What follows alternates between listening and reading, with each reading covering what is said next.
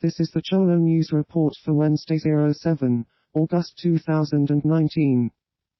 For Ukrainian ground forces soldiers are killed in an attack by pro-Russian separatists near the village of Pavlopol in the war-torn eastern Donetsk Oblast. Kyiv says 4 Ukrainian soldiers have lost their lives in the latest clashes with Russia-backed separatists in the country's east. The Defense Ministry said in a statement that the pro-Russia separatists opened fire at Ukrainian military positions in the Donetsk region on August 6, using grenade launchers, machine guns, and assault rifles.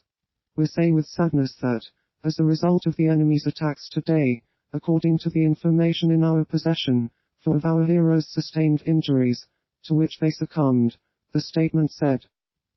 United States President Donald Trump signs an executive order freezing all assets and interests of the Venezuelan government as contained within the United States, a severe escalation from recent industry sanctions and verbal rhetoric. 20 exceptions are issued, 4 companies providing services including aid and telecommunications.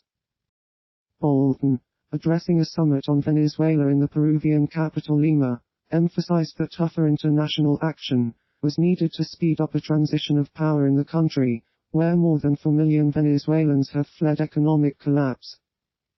The order also could inflame the U.S. China trade war if it hits bidding hard, with Venezuela owing China oil deliveries as repayment for loans through 2021. Said Fernando Cutts, a former top aide to Trump on the National Security Council.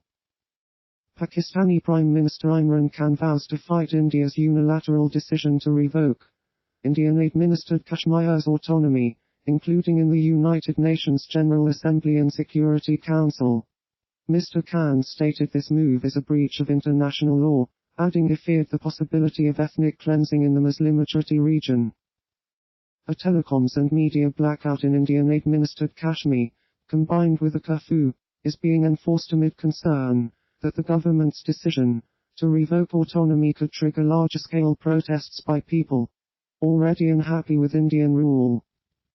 For many people in Indian-administered Kashmir, Article 370, as the law guaranteeing special status was known, was the main justification for being a part of India.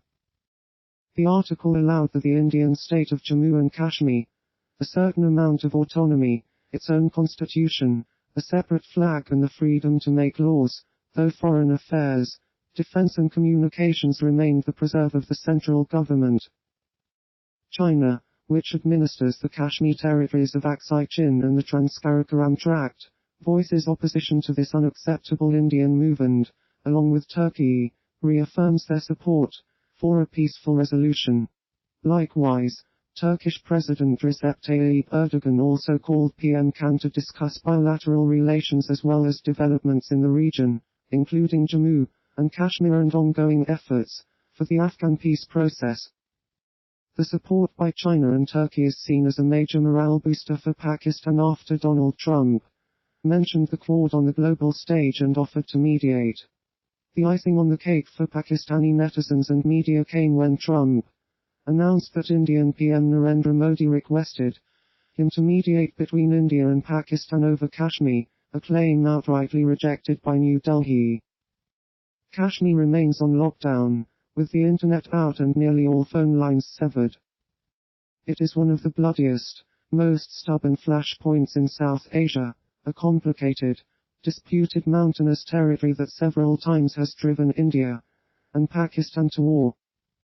For decades, their prickliness has kept the region trapped in a low-intensity conflict, leaving it depressed, full of rundown villages and a backdrop to a quixotic battle between a few hundred young militants and tens of thousands of Indian troops.